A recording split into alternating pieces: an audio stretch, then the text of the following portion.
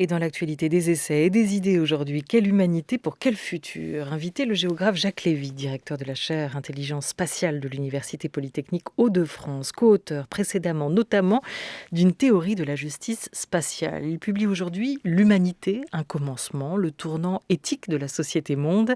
C'est chez Odile Jacob. Alors comment habiterons-nous le futur? Quelles sont les lignes qui sont en train de bouger aujourd'hui? Existe-t-il surtout d'autres manières de faire société? On en parle jusqu'à 13h30. Bonjour Jacques Lévy. Bonjour. Merci à vous d'être avec nous aujourd'hui. Un mot de cette pandémie qui nous touche tous quand même depuis un an. Vous qui êtes géographe, vous qui pensez les espaces, les environnements. Et d'ailleurs, on se demande à quelle échelle aujourd'hui vous avez envie de réfléchir. Est-ce que cette crise, en tout cas, vous apparaît spatialement injuste ? En tout cas, elle est spatialement très marquée à toutes les échelles, puisque bien sûr c'est un événement mondial, peut-être le plus mondial de toute l'histoire de l'humanité, peut-être encore plus mondial que la Deuxième Guerre mondiale par exemple. Mais ça a touché aussi les échelles les plus fines, l'échelle du corps était très concernée évidemment par la maladie elle-même, mais aussi par le fait que on nous sommes imposés des contraintes tout à fait inhabituelles, avec aussi des échelles étranges du kilomètre, de l'heure, etc., qui ne faisaient pas partie de notre quotidien. Et puis on a vu le débat aussi sur la bonne échelle pour la gestion. Est-ce que c'était finalement le fédéralisme qui était la solution ? La réponse est plutôt oui, parce qu'on voit les limites d'une gestion très centralisée, qui peine à prendre en compte les différences locales ou régionales. Donc c'est vrai que ça a été un grand moment de débat, pas de façon formelle, mais on a beaucoup réfléchi aux échelles, et je dirais qu'on a encore plus réfléchi aux métriques, qui est un mot un petit peu moins courant, mais c'est comment nous gérons la distance. Et le fait que depuis le néolithique, en fait, l'humanité a seulement 3 grands moyens pour gérer la distance, qui sont la coprésence, on met tout au même endroit, la mobilité des choses et des gens, et puis la télécommunication. Donc la télécommunication, ça existe depuis longtemps avec le courrier. Et là, on a eu un moment où la télécommunication, notamment grâce à l'Internet, qui nous a offert quand même un support technique incroyablement utile, a pris complètement le contrôle du paysage, donc avec le télétravail, avec les apéros Zoom, etc. Et c'était très intéressant comme expérience parce qu'on a vu que ça marchait, mais qu'il y avait aussi plein de choses qu'on ne pouvait pas faire ou qu'on faisait moins bien. Donc je pense qu'il y a toute une réflexion que les humains, enfin les habitants vont faire ensuite. Quel est le bon équilibre, donc chaque moyen. Est-ce que la ville, par exemple, est menacée ? Il y a des gens qui disent que les gens vont quitter la ville, mais pour le moment, c'est pas spectaculaire. Donc beaucoup de questionnements spatiaux, en effet. Oui, oui et de nouvelles réflexions qui se sont ouvertes. C'est vrai que c'est intéressant quand vous évoquez la mobilité, qui était quand même le paradigme roi triomphant de ces dernières décennies. Aujourd'hui, il est largement remis en cause, en quelques semaines, en quelques mois, avec un simple virus, une épidémie qui s'est mondialisée. On voit ces grandes questions comme celle de la mobilité qui sont durablement atteintes et réfléchies. Quelle image cette pandémie elle nous donne de la mondialisation? Je dirais qu'elle illustre bien les contradictions du moment de la mondialisation. À mon avis, la mondialisation, elle a commencé quand les humains se sont dispersés sur la planète, donc il y a au moins 100 000 ans. Parce qu'en fait, ils ont créé des lieux, une multitude de lieux, dont beaucoup ont disparu, mais dont certains résistent ou sont toujours là, et plus que jamais. Et donc, le tourisme, par exemple, c'est une industrie de l'ailleurs qui suppose une diversité des lieux. Si tout le monde était au même endroit, ou si tous les lieux étaient identiques, il n'y aurait pas de tourisme. Et donc, d'une certaine façon, le paléolithique, qui était un moment de mobilité, parce que les territoires s'épuisaient, nous tend la main. Par-dessus les sociétés rurales, qui étaient plutôt des sociétés de la stabilité, de la fixité. Donc, c'est ce moment de mise en cause de la mobilité, justement, il est intéressant aussi à cette échelle de temps. Est-ce que on a été capable, à l'échelle mondiale, puisque c'est une pandémie, de gérer l'épidémie ? Bon, on voit bien qu'il y a des faiblesses, et notamment, je veux dire, si l'Organisation mondiale de la santé était un ministère mondial de la santé, il est clair que les choses auraient été un peu différentes. Mais les coopérations ont quand même joué, hein. C'est-à-dire qu'on insiste souvent sur l'égoïsme, sur l'aspect non collaboratif des réponses. En fait, il y a eu beaucoup plus un système de copie, de proche en proche, de mimétisme, hein. C'est-à-dire que les techniques de mise à distance du virus ont été plus ou moins les mêmes partout, avec une observation des bonnes pratiques, hein, et les gouvernements sont sans arrêt en train de regarder ce qui se passe chez le voisin. Donc du coup, c'est pas un gouvernement mondial standard, centralisé, où il y aurait l'OMS, par exemple, qui dirait faites ci, faites ça. D'ailleurs, quand elle le dit, on l'écoute plus ou moins, mais ça revient jusqu'à un certain point au même. Voilà, c'est aussi une mondialisation qui est contradictoire sur la question de la vitesse, hein, aussi. C'est ce que vous évoquez, parce que l'OMS, c'est pas tant d'ailleurs sa gestion qui a été critiquée que la lenteur de sa réaction et la lenteur dans la prise de décision, avec aujourd'hui des populations comme à Taïwan qui se réjouissent d'avoir anticipé sur cette épidémie. Et en même temps, mondialisation, on voit la rapidité avec laquelle cette pandémie, cette épidémie est devenue pandémie et s'est déclenchée et répandue à travers le monde entier. Du coup, vous avez envie de penser, de réfléchir aujourd'hui, Jacques Lévy, à quelle échelle ? Dans le sous-titre de votre livre, L'humanité, un commencement, il y a cette idée de la société-monde. Qu'est-ce que c'est, cette société-monde ? C'est très simple, hein. D'ailleurs, ce livre, il vise à traiter le complexe de façon simple. C'est un défi, mais je pense que c'est un défi qui mérite d'être relevé. Vous souriez vous-même parce qu'il est assez conceptuel, ce livre, quand même, hein. Et d'ailleurs, vous m'avez dit, en arrivant ici, on va trouver des exemples pratiques. Essayez de raconter. Oui, mais en fait, justement, ce livre, la complication éventuelle de ce livre, elle vient des exemples. Mais l'énoncé de base, c'est l'enjeu de la mondialisation, c'est une société à l'échelle mondiale, par exemple. Ça, c'est un énoncé très simple. Nous vivons un changement, un passage, ce que j'appelle le tournant éthique, d'un univers de la morale fait de commandements et d'injonctions à un univers de l'éthique fait de valeurs discutées entre citoyens. Vous voyez, donc c'est des énoncés qui sont très simples et qui tiennent au fait que ce qui est intéressant pour un chercheur, c'est de faire se rencontrer des mondes qui ne communiquent pas. C'est-à-dire qu'on a tendance, nous comme les autres, à être dans des couloirs, hein. Donc il y a ceux qui s'occupent de la nature, ceux qui s'occupent des rapports sociaux, ceux qui s'occupent de géopolitique. Et le projet de ce livre, c'est de dire, en fait, ça mériterait Et si on parlait une ensemble ? porosité, d'ouvrir les portes entre les couloirs. Et à ce moment-là, on s'aperçoit que des mondes séparés sont en fait des regards différents sur le même monde, hein. Donc, société-monde, c'est tout simplement l'idée que on ne voit pas pourquoi, on peut commencer comme ça, on ne voit pas pourquoi il n'y aurait pas une société à l'échelle mondiale comme il y en a à différentes échelles. Et la tendance, je dirais, à la coalescence de sociétés de plus en plus grandes, c'est une tendance historique de longue durée, hein. Et donc l'Union européenne, d'ailleurs, est un bon exemple de construction d'une société déjà beaucoup plus épaisse, y compris avec un État qui se met en place à l'échelle d'un continent, hein. Donc quelque chose qui n'existait pas jusqu'à il y a peu de temps, qu'on peut retrouver d'une certaine façon dans les États-Unis.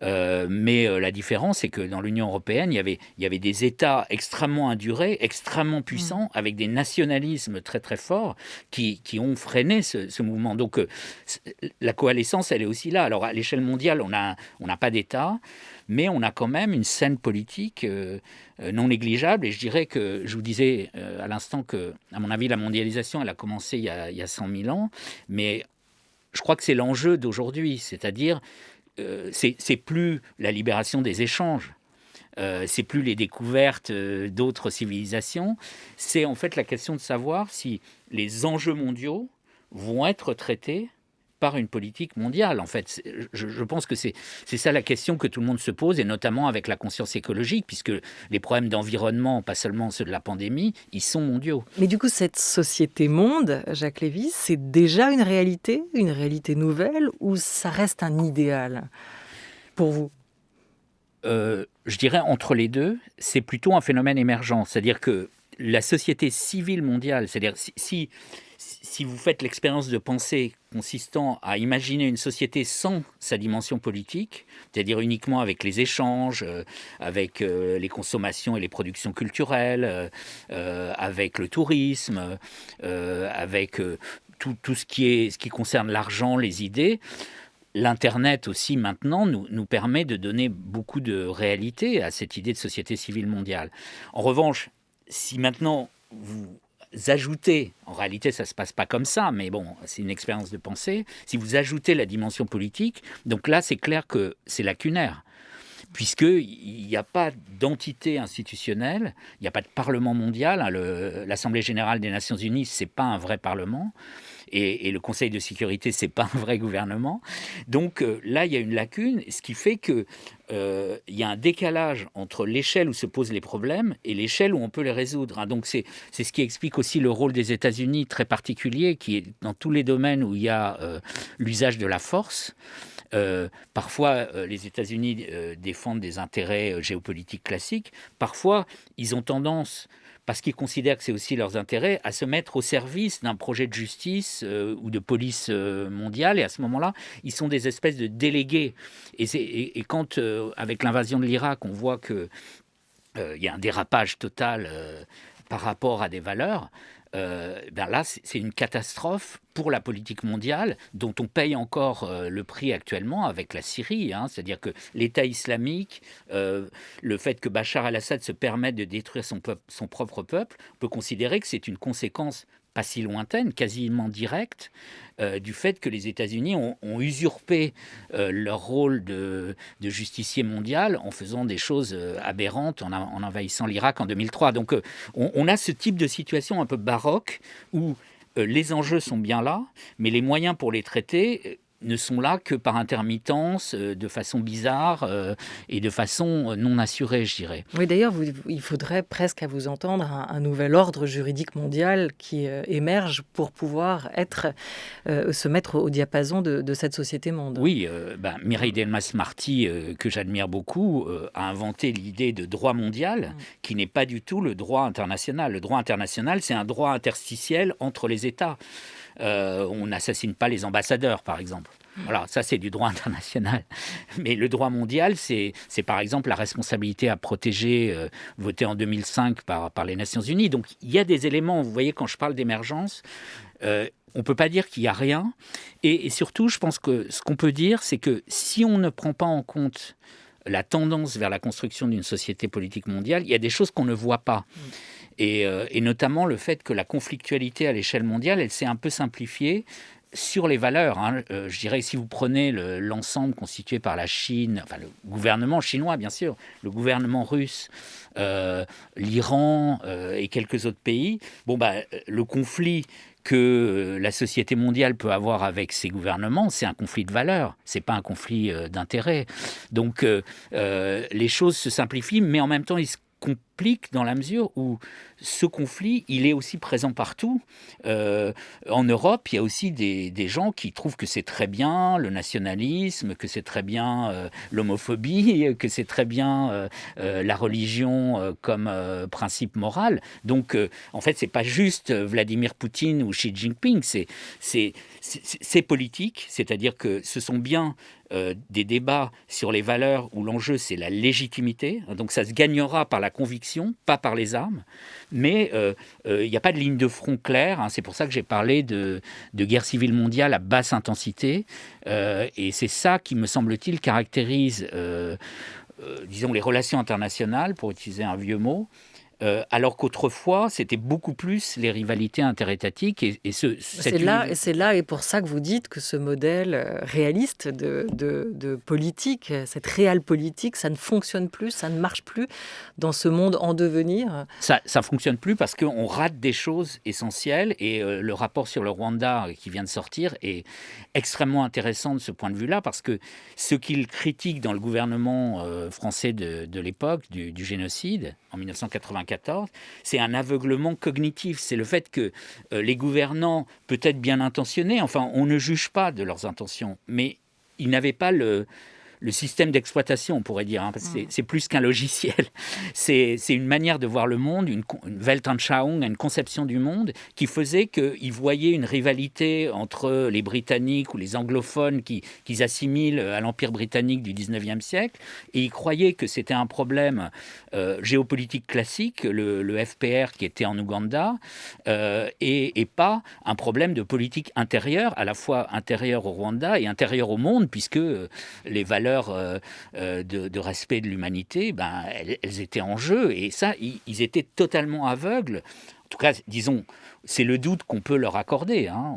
Le rapport ne dit pas qu'ils étaient complices, mais donc au moins qu'ils étaient aveugles. Et donc, on voit bien que la manière dont nous décryptons les événements, elle joue un rôle énorme, ce qui donne aussi une grosse responsabilité aux chercheurs en sciences sociales. Elle joue un rôle énorme sur les décisions qu'on prend, hein. Et donc, on voit bien que là, l'incapacité, par exemple, de l'administration américaine à bien identifier les menaces après le 11 septembre, le fait qu'ils étaient obsédés par l'idée de chercher un État complice, criminel, et qu'il fallait absolument qu'ils fassent une guerre classique, ça a coûté extrêmement cher, hein. Donc les modèles cognitifs que nous avons du monde jouent un rôle, donc c'est pour ça que j'essaye de proposer une autre façon de voir. Voilà, et sur ce sujet du Rwanda, c'est Hubert Védrine qui salue l'honnêteté de ce rapport. C'est Bernard Kouchner à l'instant qu'on entendait dans le journal de Thomas Cluzel. C'est intéressant ce que vous dites autour de cette nouvelle façon aussi de concevoir le monde, cette société-monde et ces modes de gouvernance. Il y a cette question des valeurs qui intervient peut-être et aussi dans cette distinction que vous faites dans l'ouvrage entre morale et éthique, hein. Il existe un temps de la morale, écrivez-vous Jacques Lévy, un temps de la morale qui s'achève et un temps de l'éthique qui émerge. Ailleurs, vous revenez sur cette distinction qui vous semble essentielle aujourd'hui, hein, pour comprendre cet éventuel tournant éthique. La morale cultive le mythe que le mal est une catastrophe. L'éthique se fonde sur le constat que le mieux est un processus. Je vous propose qu'on écoute un certain Deleuze parlant de la morale. Alors, si vous n'aimez pas le mot morale, et si vous pensez que la morale est fondamentalement indexée sur la personne, moi je veux bien qu'on dise ça, on peut tout dire, eh bien, vous allez trouver un autre mot pour ce qui fonctionne comme morale, indépendamment des personnes. Or là, en effet, il y a un mot qui a sa tradition et qui n'est pas le même que le mot moral. C'est le mot éthique. C'est pas par hasard que Spinoza écrit non pas une morale, mais une éthique. C'est pas par hasard aussi que Spinoza, c'est celui qui dit, avant Nietzsche, bien et mal ne signifie strictement rien. Mais Spinoza, il dit pas aussi. Il dit pas dès lors, tous vaut. Il dit en effet, le bon et le mauvais, la formule, quand elle a un sens, le bien et le mal ne signifient strictement rien, est une formule qui veut dire explicitement, et qui dit explicitement, que la vraie différence passe entre le bon et le mauvais, et que la différence du bon et du mauvais ne coïncide pas avec celle du bien et du mal. L'art de distribuer le bon et le mauvais, ou d'organiser ce couple bon-mauvais dans sa différence avec bien et mal, c'est ça que Spinoza appelle une éthique. Voilà, Gilles Deleuze qui nous parle de la morale et de l'éthique, extrait d'un cours qu'il donnait sur Spinoza. Il faut juste peut-être souligner pour ceux qui souhaitent les réentendre en entier que les enregistrements audio des cours donnés par Gilles Deleuze à l'université Paris 8 entre 79 et 87, donc dans les années 80, sont à retrouver sur le site Gallica de la BNF Jacques Lévy. Sur cette distinction morale et éthique et sur ce basculement, puisque vous nous dites que le temps de la morale c'est terminé, que le temps de l'éthique c'est pour aujourd'hui ou voire pour demain. Est-ce que ce basculement, il a déjà eu lieu dans la manière dont vous l'entendez, cette différence ? Il est en cours, mais je ne dirais pas que ça va être une date ou un jour où on va dire ça y est, la morale est finie. Je pense que qu'est-ce qu'il nous dit Deleuze dans cet extrait alors sur la distinction ?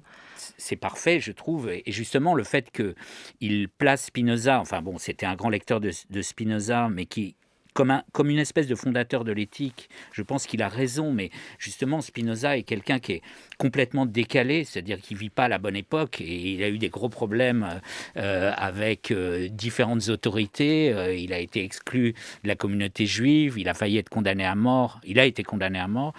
Et donc... c'est le problème des temporalités historiques, c'est pas linéaire. On pourrait dire qu'à la fin du XVIIIe siècle, quand on écoute Kant qui définit les Lumières, il dit « c'est pour les humains la sortie de l'état de dépendance dont ils sont eux-mêmes responsables ». Donc il y a tout le projet d'émancipation qui est à la fois celui de la société et celui des individus, pas l'un sans l'autre. Mais il y a aussi l'idée de réflexivité, c'est-à-dire que vous voulez sortir d'une situation où vous vous êtes mis vous-même. Donc, si vous voulez éviter de vous y remettre, il faut que vous gardiez un œil critique sur ce que vous faites. Donc, d'une certaine façon, le projet, il est là en 1784, mais il y a 2 siècles à problème, je dirais, de ce point de vue-là, qui sont le 19e et le 20e siècle, où là, le projet éthique va être complètement bousculé, à la fois par le paroxysme de l'État. Je pense que ça commence en 1792, quand on fait la levée en masse, quand tous les hommes valides vont dans l'armée.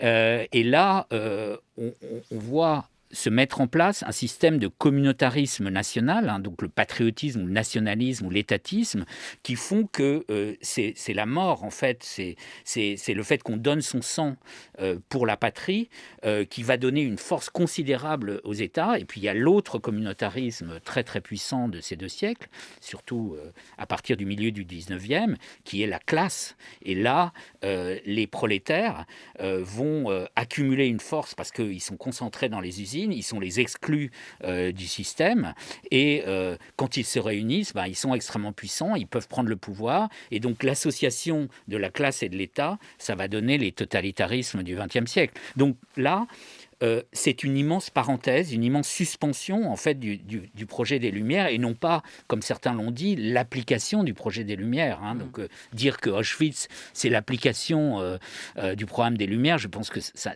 ne tient pas la route. Par contre, je dirais que c'est seulement maintenant qu'on peut peut-être lire Spinoza et Kant avec un œil, je dirais, plus direct, c'est-à-dire sans avoir ces écrans qui nous empêchaient de comprendre ce qu'il disait. Et même pendant la guerre froide, où on avait l'impression d'un combat idéologique, en fait, on sait maintenant que, par exemple, la manière dont a été gérée la création de la bombe atomique aux États-Unis, ou le fait que les États ont mené des guerres coloniales ou des guerres impériales, soi-disant pour protéger le monde libre, mais en torturant, en assassinant, comment vouliez-vous comprendre ? Il y avait des gens comme Albert Camus qui essayaient quand même de tenir le cap, mais ils étaient très minoritaires et très isolés. Donc je dirais qu'aujourd'hui, on est dans de meilleures conditions pour discuter valeurs, en fait, en politique. Voilà, valeurs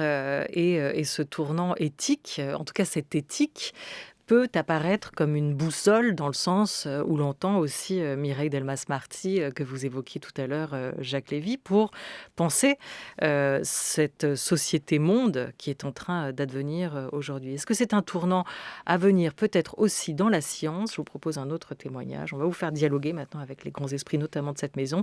C'est Étienne Klein. La science, c'est des connaissances constituées qui ont été le résultat d'une évolution dans l'histoire des idées qui a fait que les connaissances sont établies. Et la recherche, c'est répondre à des questions dont on ne connaît pas la réponse. Ce qui fait que la science, elle a une sorte d'ambivalence puisqu'elle a affaire avec la vérité, qu'elle prétend découvrir, et en même temps avec le doute systématique. Et pendant la crise du Covid, on a vu en certaines situations qu'on demandait à la science de se ranger sous la coupe de l'opinion. Ce qui m'a décidé à faire ce tract, c'est un sondage paru le 5 avril. On demande aux Français, est-ce que tel médicament est efficace ou non ? À un moment où aucune enquête épidémiologique n'avait conclu. Autrement dit, personne ne connaissait la réponse à cette question. 59% des Français ont répondu oui, 20% non, et seulement 21% ont répondu je ne sais pas. Autrement dit, 79% des Français connaissaient la réponse à une question dont personne ne connaissait la réponse. Donc la question, c'est qu'est-ce qui nous empêche de dire je ne sais pas ? Et à mon avis, ça vient du fait qu'il y a un conflit entre 2 temporalités. Les chercheurs cherchent, et donc ils ne connaissent pas les réponses aux questions qui se posent, mais on les interroge. Et s'ils disent je ne sais pas, ce qui serait honnête, ils seraient médiatiquement débordés par des gens en sachant moins qu'eux, mais plus sûrs d'eux. Voilà, la science a à faire avec la vérité, dit Étienne Klein, cette vérité qu'elle prétend découvrir, et aussi avec le doute. Pendant l'épidémie, on a effectivement vu des grands débats entre la science, la vérité et puis les mouvements d'opinion influer sur cette parole, en tout cas, Jacques Lévy. Est-ce que ce tournant éthique peut s'appliquer aussi à la science? Oui, je pense qu'en tant que chercheur, c'est d'abord contre nous-mêmes, je dirais, comme pour suivre l'expression d'Edgar Morin, qu'on doit appliquer notre esprit critique parce que nous ne sommes pas du tout protégés contre des dérives. Un chercheur qui est aussi un écologue, Roger Pielke, a écrit un livre en 2007 qui s'appelle The Honest Broker, le médiateur, et où il dit que quand il y a une espèce de résonance, vous voyez comme dans les ponts, quand il y a des fréquences qui résonnent entre la fréquence du pont et les voitures qui passent, ça peut faire s'écrouler le pont. Et donc quand il y a une résonance entre une controverse scientifique non tranchée et un débat politique sur les mêmes sujets, avec plus ou moins les mêmes énoncés, alors là, il y a tout à craindre. Et lui, son analyse sur le climat, enfin sur les débats concernant le climat, lui fait penser que ça ne s'est pas passé de façon idéale de part et d'autre. C'est-à-dire qu'il n'y a pas d'innocent dans cette affaire, et notamment il y a des militants qui mettent leur casquette de scientifique pour avoir plus de légitimité, et il y a des scientifiques qui mettent leur casquette de militants pour avoir plus de force, sans le dire, subrepticement. Bien sûr que les chercheurs ont le droit d'être aussi des citoyens, mais toute la question, c'est l'intelligence, la transparence des registres. C'est-à-dire que quand on change de registre, il faut le dire, et ça, c'est pas toujours le cas. Vous êtes un peu dur dans une tribune qui est parue dans Le Monde, Ouais. Jacques Lévy. Vous êtes assez critique, en tout cas, envers certains chercheurs, penseurs, comme Bruno Latour, à qui vous reprochez de glisser trop vers l'idéologie. Et en même temps, votre ouvrage, vous le présentez aussi comme un manifeste progressiste. Alors, à quel moment les idées deviennent des idéologies pour vous?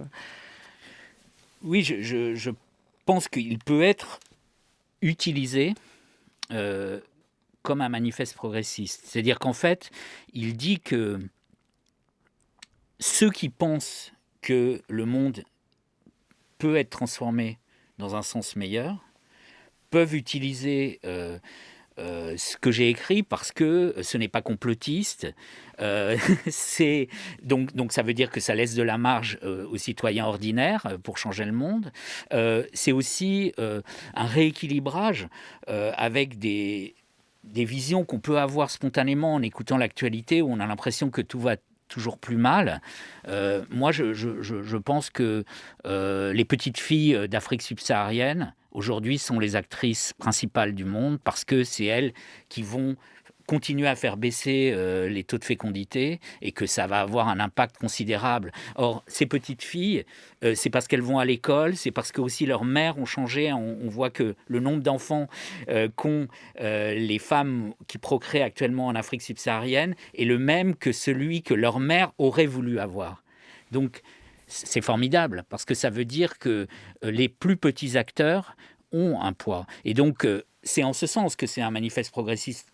Je ne prends pas position sur la nature du progrès, mais sur l'idée, justement, des Lumières, que le monde peut être amélioré si on le pense et si on est aussi critique vis-à-vis de nous-mêmes. Donc, c'est en ce sens-là. Mais j'espère ne pas franchir les limites, c'est-à-dire j'espère que avoir gardé le primat des énoncés, ce que je trouve dangereux, j'en parlais dans l'article du Monde, dans ce qu'on appelle la standpoint theory, c'est le fait de considérer que le d'où tu parles se substitue à qu'est-ce que tu dis.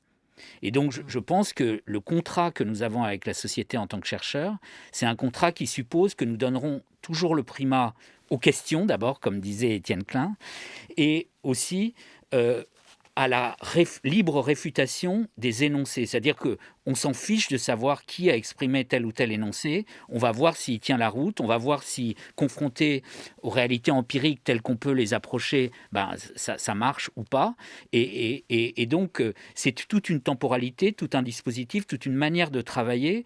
Et je pense que si on renonçait à ça, on ne voit pas pourquoi la société continuerait à dépenser quand même beaucoup d'argent et beaucoup d'énergie pour nous faire vivre. Tant mieux qu'elle le fasse, bien sûr, mais il ne faut pas la décevoir de ce point de vue-là. Nous avons aussi, en même temps que nos libertés, des responsabilités.